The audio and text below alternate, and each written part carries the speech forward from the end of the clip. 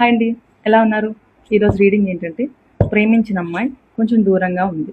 So, అప్పుడప్పుడు message చేస్తుంటాం గానీ, ఎందుకు దూరంగా ఉందో తెలియట్లేదు ఆ అబ్బాయికి.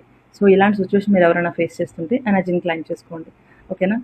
Please universe connect the energies. అసలు ఆ అమ్మాయి మనసులో ఏముంది? అసలు అమ్మాయి ఏం ఆలోచిస్తుంది? సో, అమ్మాయి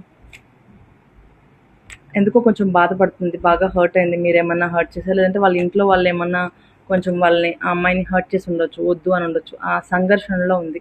సో, వాళ్ళేమైనా కొంచెం రూల్స్, రెగ్యులేషన్స్ పెట్టొచ్చు. దాంతో ఆ విషయంలో కొంచెం సంఘర్షణ పడుతూ ఉంది తను. సో, యూ డోంట్ వరీ అండి. సో, అమ్మాయి ఇంకా ఆలోచిస్తుంది. మీ దగ్గరికి రావాలా? వద్దా? అని.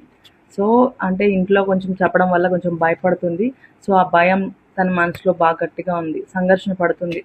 సో, ఇది నా డెసిషన్ కరెక్టేనా? కాదా? నేను తీసుకున్న డెసిషన్ రైటా? రాంగా? ఇంకా ఆలోచిస్తుంది. మీ ప్రేమ గురించి తను ఆలోచిస్తుంది. ఓకేనా? Thank you for watching. Like చేయండి, కామెంట్ చేయండి, సబ్స్క్రైబ్ చేసుకోండి.